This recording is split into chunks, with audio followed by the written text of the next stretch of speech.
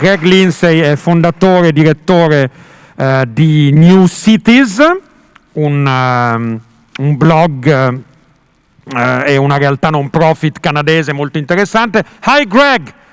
We started now. Good morning and good afternoon, whatever, and welcome on the stage of Utopian Hours. I was saying that you run NewCities and you will host this fantastic talk we will have in the following 40 minutes about well-being, health, inequality, and motto of this talk is clear, exactly as Richard Florida said to us yesterday evening.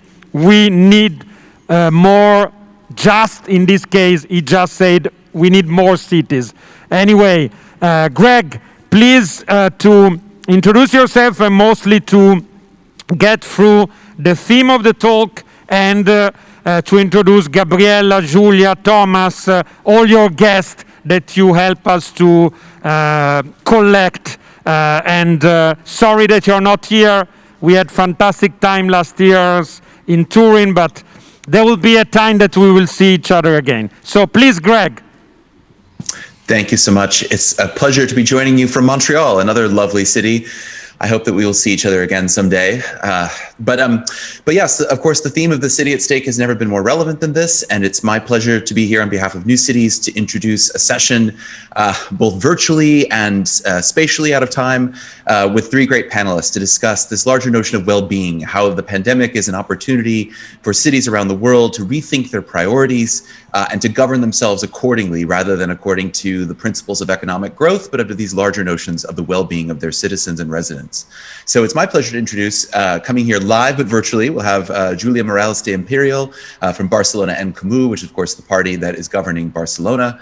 We'll also be joined in video clips by Gabriella Gómez-Mont, who is the founder of the Laboratorio para la Ciudad in Mexico City, who is currently a refugee in Amsterdam. There are worse places to be stranded.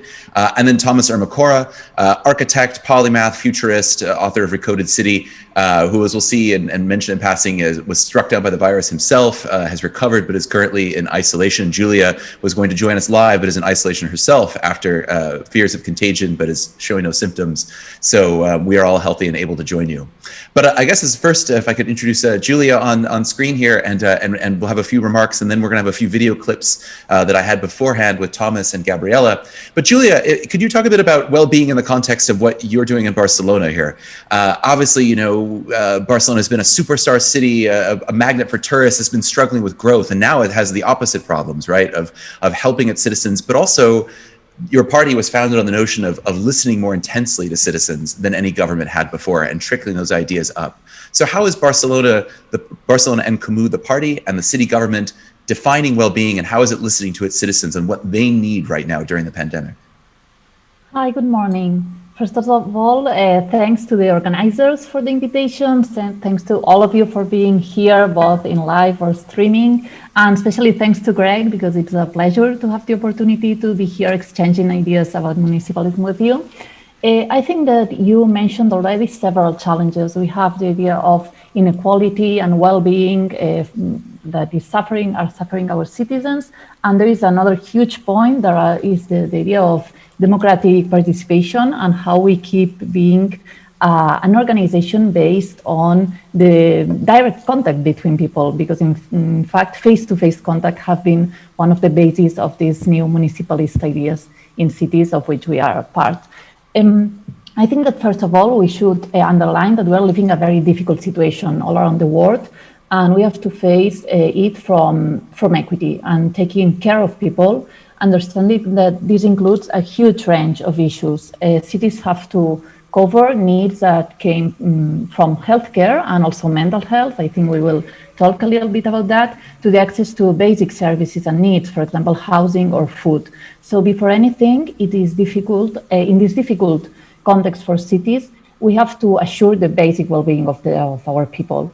But there is also a more positive aspect, and I hope we will also have the opportunity to talk about that. The corona crisis has called into question a lot of aspects of our society and politics.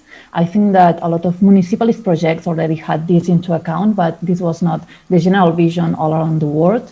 So everyone has understood now, I think, the importance of people and care, because economic growth or financial activity never matter if we don't have life. So there is no future without life and without people. And I think this is one of the great ideas we should get from this, in general, very negative situation. No, I think we can go more in detail afterward if you want. This is what I get for doing this virtually. I can shut myself up. But let's go to the first video from Thomas Ermacora here, who's going to talk more broadly about his notions of well-being. Thomas is as I mentioned, is sort of a polymath who's written a lot about architecture, was a student of Jan Gehl in Copenhagen, but has really sort of delved into the sort of health aspects and sort of spiritualism of cities. He'll talk a bit in a bit about sort of, again, the mental health crisis that's been provoked by the pandemic. So if we could cue up the first video starring Thomas, that'd be great.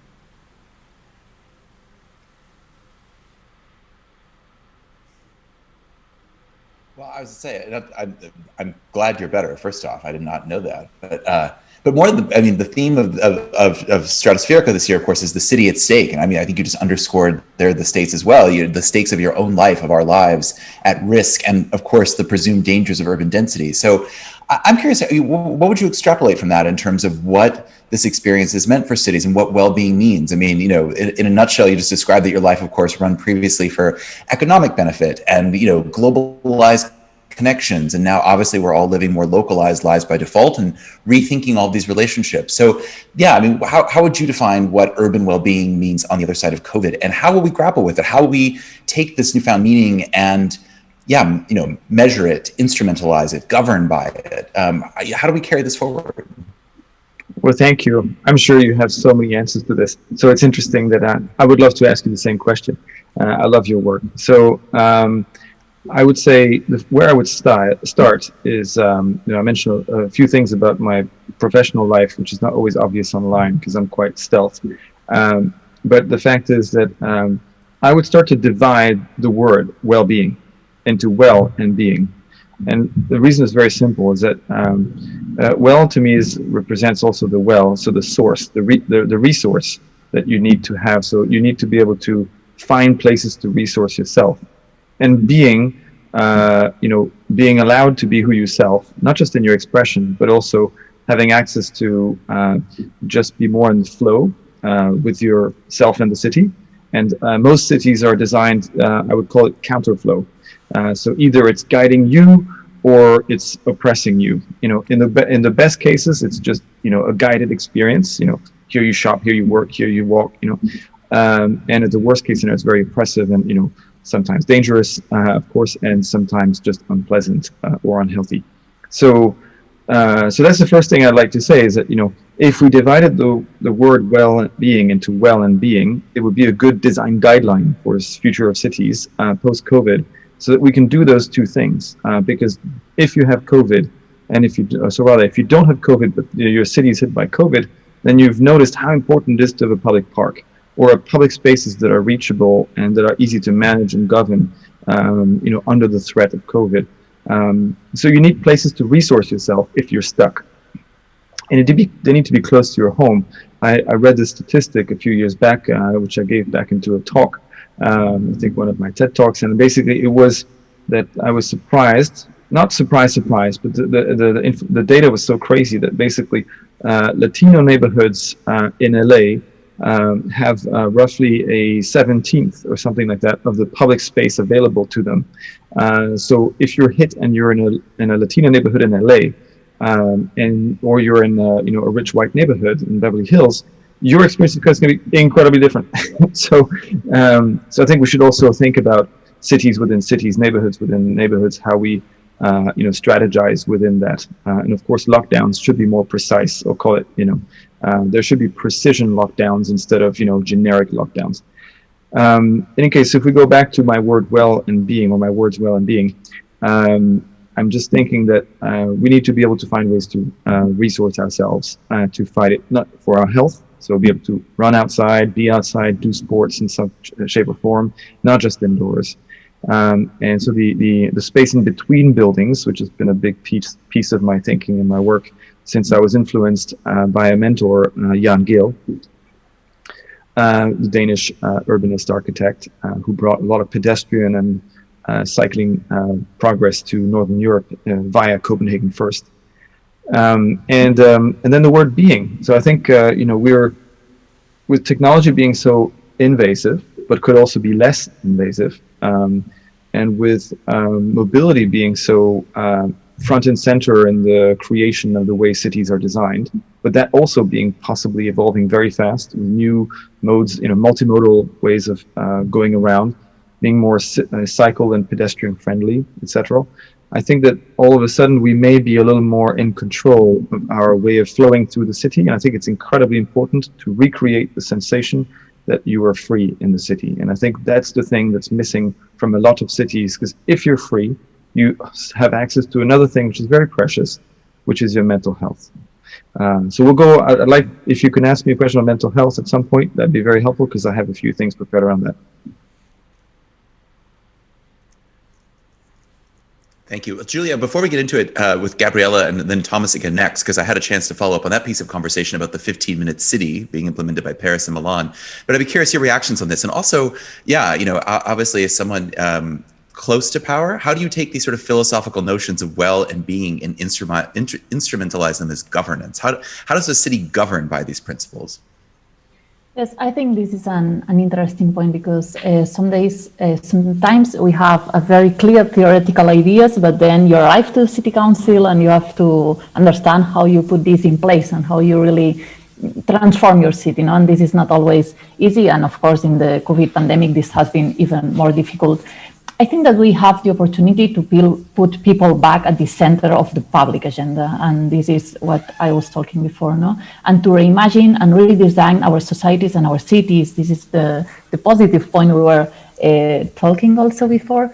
So I think that we need cities in general more centered on people, not on cars, not on economic activity like massive tourism. This has been a relevant problem here in Barcelona and also in a lot of Italian cities, I know, or fast food, this kind of just financial economic activities and commercial activities that have been the center of our cities for a lot of time. I think that we need cities where people can live a better life. So greener cities, and Thomas was doing some interesting points on that, on public space and green space, and cities for well-being.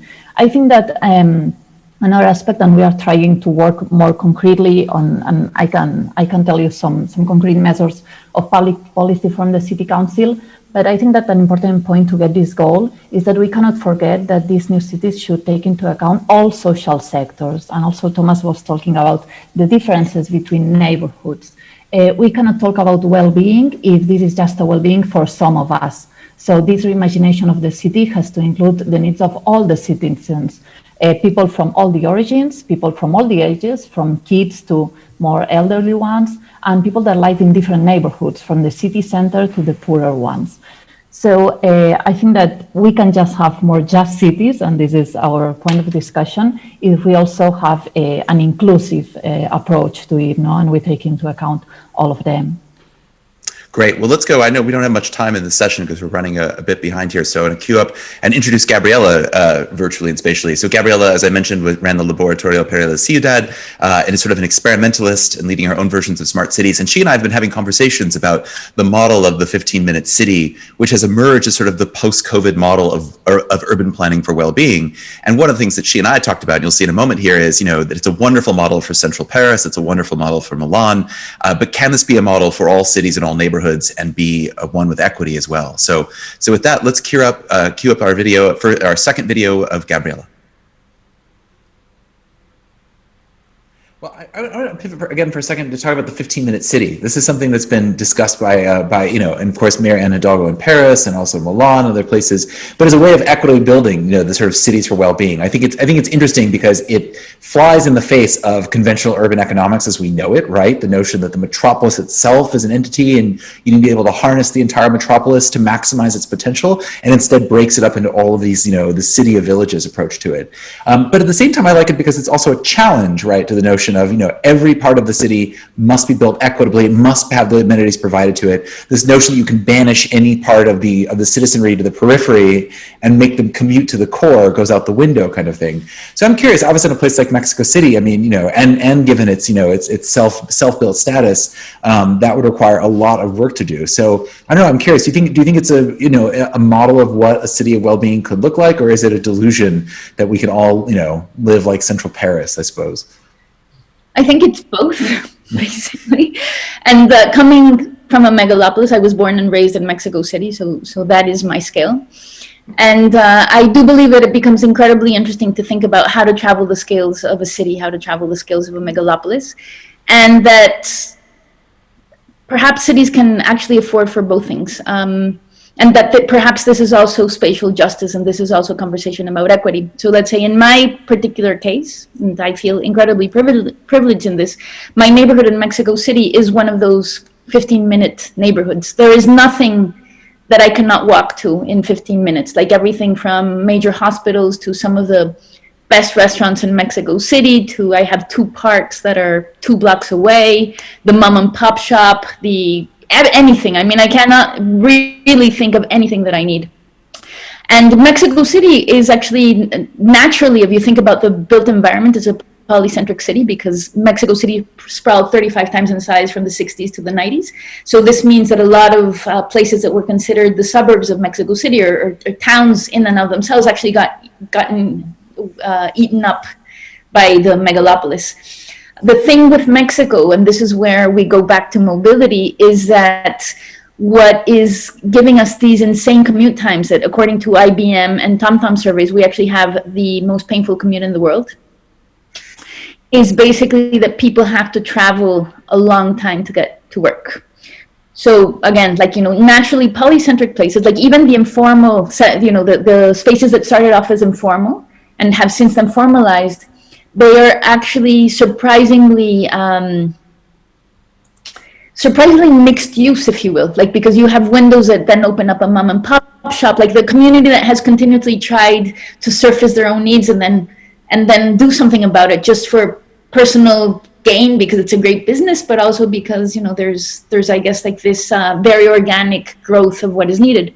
But it's the work commutes, I think, that are giving us this huge amount of time. So I do think that one of the things that we need to start thinking of is, first of all, how are jobs created locally? There's a big conversation right now happening within the Senate of Mexico in terms of economies of care, which I think is an incredibly interesting, important conversation, because as you well know, economies of care is something that is usually non-remunerated, that we think is of course, a mother should take care not only of her kids, but also of her parents and also the parents of her husband, in the case of Mexico, where we still have somewhat of a macho culture. But what would happen if we actually started seeing about these, what we are now calling necessary links with society, as not as disposable, but as indispensable, and that economies, instead of following capital gain, actually followed social and public value.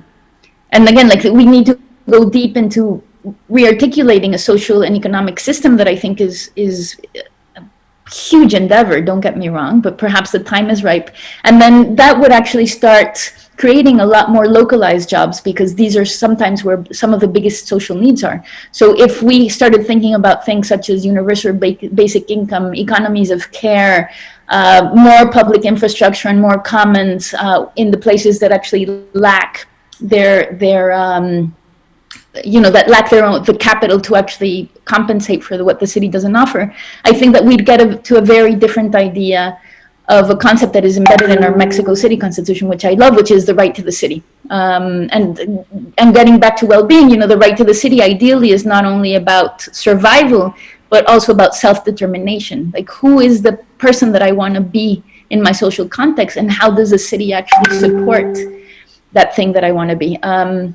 So these are the conversations that I find quite fascinating, but also somewhat at odds with the neoliberal systems that we've created around us, which is what makes it incredibly tough to think about how we could be redistributing not only our neighborhoods, but even our societies and economies, if you will, around different precepts.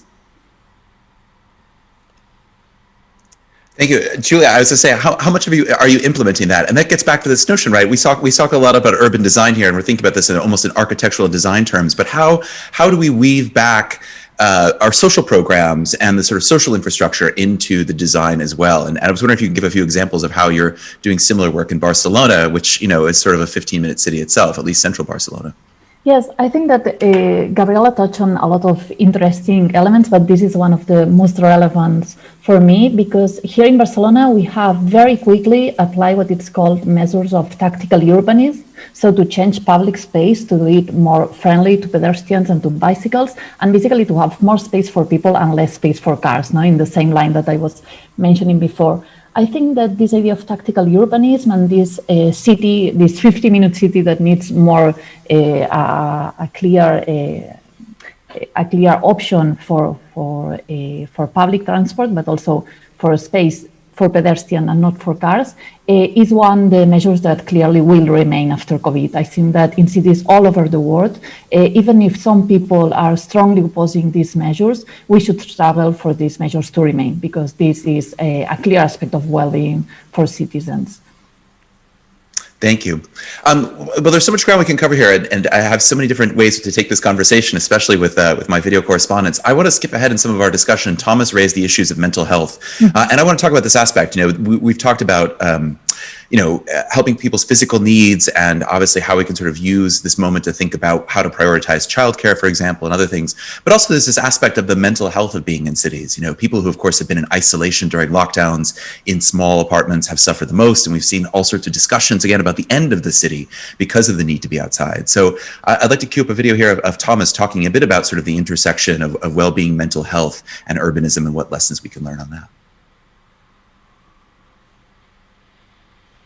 How do we explore mental health in the city? I mean, this is obviously, again, another issue that has been raised by, of course, the lockdowns, this notion of isolation, of people, being in a city of strangers where now they're actually deprived of that, basic urban contact. How do we prize mental health in cities in particular, and rethink what it means to sort of help our neighbors? I, for example, I've been incredibly encouraged by the rise of mutual aid networks, where we've seen, incredible organic flourishings of communities that had no previous obvious ties to each other, helping their neighbors and using technologies in many of those cases to bind people together when they can't be in physical space. But yeah, how do you think we should rethink sort of what urban mental health is post-pandemic? Thank you for your question. Well, I'd like to quickly browse through 4 things that I would call, directions of the world as I see them, and I think they're important to not understate in our thinking of future city design, because normally I would call them collateral, meaning they're not central to the way we design. And as an architect urbanist, I know it firsthand, but also I am not seeing things in code, for example, that really sort of help push architects and designers, commissioners, etc. Whether the commissioner side or the placemaker side, they're not really encouraged to think that way unless they're sensitive to it themselves. And I think we need to be a bit better at, creating code that's useful to inspire people rather than block people. And so, four things. The first one is the med spa trend. So I happened to have been to a med spa the other day because I had COVID, and I wanted to double check, because you have such a thing as long COVID, and so you want to see whether or not you've been impacted on other ways that are metabolic that don't show up quickly. And I think it's very unfortunate that not only is it so expensive, not accessible to most, but also med spas are almost like I would say corrective environments for urban fatigue, if you see what I mean. And so there's something to be said for, there's a part of mental health which is strictly related to the health element, which is derived from, one of my favorite sentences that Tony Robbins said when I took his courses. I'm not like a follower or a fan, but I did it, because my family had done it, and I was like, well, I want to experience it. And so Tony Robbins said, your physiology governs your psychology. So I think that, basically movement, flow, ability to be within spaces that are not, it's not about size, but cramped or have the wrong way to be configured, etc. Are you looking out the window while you're working or not? Do you have sunlight blocking you? All that stuff. Basically, I think we need to imagine the city almost like we need to learn from med spas and what they're doing to correct the urban fatigue and to put it in the urban environment. And that could be the way you deal with shade, the way you deal with solar exposure when you walk, the way that you deal with, breathing fresh air, so, paving areas with plants, etc. So when we're going to give back parking, since we'll have, multi-modal mobility, and, we won't need as many cars, basically there's things like that I find that we need to do. Post-COVID, we have an opportunity to bring that more to the front and center attention. And so I would just say, let's learn from the best med spas and see how we can create urban parks that almost have that function. And then it becomes more democratic. Not just rich people can leave and feel better. And of course, there's some cities that do this already. They just have it inbuilt. And those are the cities that are part of the best cities indexes, whether it's the Monocle one, etc., the one that have access to great outdoors. It was Vancouver 10 years ago, it was like #1. And now, it's cities like Copenhagen and Sun indexes and others. Basically, if we can do that, then I think well-being will be more real. The second thing is, there's a mental health crisis that is not connected to urban fatigue necessarily. It's connected to, I would say, information overload, decision fatigue, and choice limitations for people who have lost the ability to leverage their purchasing power to do things that are good for them and evolve professionally or personally. And we know that, for example, what's happened with the elections in America is very linked, or North America, USA, is very linked to the degradation of the quality of life of the majority of people. And so I think cities should be allies in rethinking the ways out of the mental health crisis. There's such a thing as a psychedelic revolution now, which is, basically giving internal journeys. But I think if the city was part of creating external journeys, so whether it is, cycle routes or pedestrian paths that are loops in cities, so they're experiences. So basically, the experience design gets put as a layer on top of the city, and it gets affordable to everyone and easily communicated through digital apps that locate you and say, you're now on Route 42. And so what is that?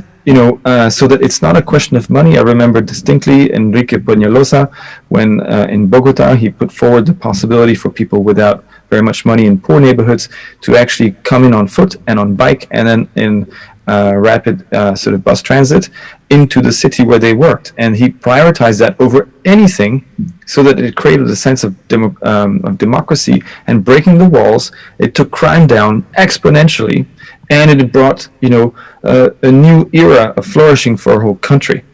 So I think, we need to learn from cheap tricks to make people happy. And that would be, to me, a very important thing. So it's not so much about the money you put in, but it's those layers of experience and democratic thinking that go. Thomas has so many ideas. I had to cut him off at some point there. So next up, I know we're running low on time in the session here, but I want to pick up a piece that he alluded to that I spoke about then with Gabriella, which is looking ahead. I mean, I think one of the things that we have not thought about yet in most of our cities is what happens after COVID from a health standpoint as well in well-being. We know, for example, that as many as 5% of all infected have long-term symptoms. There are studies showing permanent brain damage to the olfactory senses, people who lose their senses of taste and smell. We're losing our ability to perceive our environments in some regard. And so I asked Gabriella a bit about, looking very much forward, how will we redesign our cities, or how should we, to cope with those long-term sufferers, people who will be disabled, and also what we've learned from this about how we treat the elderly in our societies. Here in Canada, 80% of our deaths happened in senior homes, and I believe 40% in the United States. So let's cue up our last video with Gabriella here to talk a bit about sort of these aspects of long-term planning for health.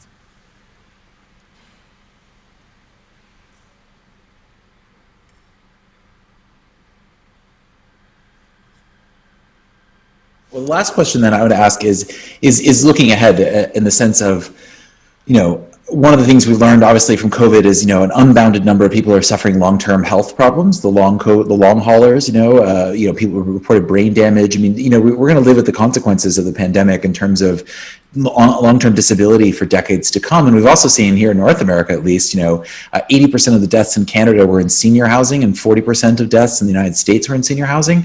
A lot gets talked about intergenerational living and rethinking notions of the family and whatnot. And I'm curious your thoughts on, how cities can govern from there, and how do we basically prevent that kind of thing from happening again, the banishment of the elderly and then exposing them to harm. So I'm curious your thoughts of how we need to redesign the city to take advantage or to make it possible for people dealing with these long-term health effects, and again, designing in the image of not just children and play, but also, of course, of an increasing aging population that's more vulnerable than ever now. More vulnerable than ever now, and growing in numbers. Absolutely. I mean, I to be honest, I think it's such an urgent and such a complicated question, because we have barely managed to deal with the ills of the societies that we lived in before the pandemic, and now we're actually adding incredibly intense layers to the conversations. Perhaps the most important thing that the pandemic has done is surface a lot of these inequalities. It's truly interesting to me to see that for the first time in a long time, I don't know if this is your experience as well, you have non-city planners, non-government people actually discussing urban agendas over literal, and not necessarily dinner table, but over, let's say, the Zoom get-togethers and such. And, a lot of people talking about the importance of public space, of better health systems, of the public realm. So I do believe that if there is something to rescue from these times at hand, is that we are revaluing the importance of strong government, strong institutions, strong public value creation, and everything that supports that. Because both with the pandemic, as well as with everything that has to do with climate change that is also breathing down our necks, I think it's the first time that the world has witnessed the externalities, notwithstanding where you are, landing in your own backyard, in your own living room, actually, not even in your own backyard, because so many, historically, it's been so easy to push externalities elsewhere. So, we can have a green economy and a nameless, super progressive country of the world, and then have awful mining practices 2 borders away. And awful, and destroying the environment in faraway countries. But right now, we're witnessing all of this in our own backyard. So even though I don't necessarily have an answer for you, I do at the very least think that the pandemic begs for these deeper questions that will hopefully not only help us solve what we do with the long haulers, what we do with this more vulnerable population, but also help us to ask societal questions as well. What are the type of societies that we've been creating? Should we really have been optimizing for economic gain? Is it really, a truth that there's a disposable society when suddenly, as we saw in Singapore, for example, the migrant workers, they had done an amazing job with their citizens. And then suddenly their biggest outbreak happened because they had not considered the migrant workers that are working within their borders. They're there legally, but still, they're thought of, it's kind of like that contemporary ship of fools, if you will, where you just push towards the margins and becomes invisibilized. And it's like, no, if you don't deal with the health system of your weakest link, or what we would call the weakest link, then you put your whole society at risk. So again, how healthy is it at the very least, given all of the tragedy that we're seeing, that we are feeling the externalities hit us in the face, instead of being able to sweep them under the rug as we have historically done. Thank you so much, Gabrielle. Thank you. Well, Jùlia, I would ask you, building on that, since Gabriella also sort of invoked some of the technology at play as well, and in terms of addressing the weakest link, finding that weakest link, Barcelona has built tools to ask its citizenry on what is important and how to identify those links. And as a sort of last question here, because we're nearly out of time, I want to ask you how Barcelona plans to govern itself going forward, particularly with tools like Decidem and for basically soliciting resident feedback. Because we've seen all around the world, governments attempt to use contact tracing apps, and there's of course thoughts everywhere about advanced surveillance to basically monitor health and security going forward. But Barcelona has taken a different stance on this to ask citizens directly. And so how do you intend to fold in those tools and those models into your long-term governing of the city to address all of the issues that we've talked about today? I think it's very important not to forget to talk about all these risks for democracy we are facing with COVID, because this is absolutely relevant. In Barcelona, one of our treasures, as you said, is the Decidem. We have this kind of platform for participation. It's not of us, it's open. So in fact, any city in the world can use it and adapt it to its needs. We were very worried about, as I said at the beginning, Barcelona en Comú was based on the face-to-face relationships and of this idea of the basis, being able to interact between them and to be, in fact, the protagonist of this new city. So COVID was a huge risk for this model of democracy and of internal organization, also of Barcelona en Comú. We have get the participatory budget to keep on going, because it had to stop on March with the pandemic and the lockdown. And we have used the Decidem for people to do proposals for the city budget to be applied. And also we have used it for several more kinds of interaction between citizens and the mayor or the councillors. As for example, I think one of the most interesting is the idea of the mayor answers kids, where kids from all around Barcelona could put questions to our mayor, and Ada Colau just answer them through the website. And also we have done this with councillors and people from all the ages. So I think it's very important to keep using technology to improve our democracy and not to reduce the levels of democracy. That is the point that maybe we are seeing more with the COVID management. And just to end, because I think Gabriella and Thomas have mentioned very interesting ideas. I mean, we could be talking for the whole day, but I think that COVID is also an opportunity for a new model of cities, as cities that have to clearly work for public space for people, not for cars, not for just commercial activity as have been more used.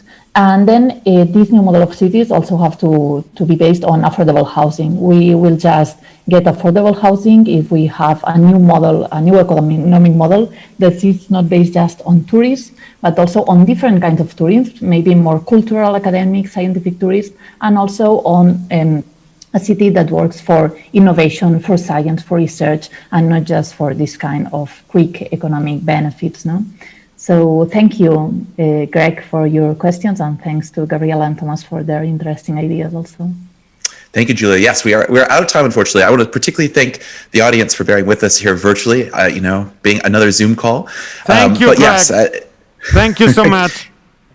I was just going to say that to continue the conversation, Jùlia, Gabriella, and I are all on Twitter. So, I know we don't have time for questions, but feel free to ping us, and at least let's make the best use of this virtual medium. So thank you all to our hosts. Thank you so much, Greg.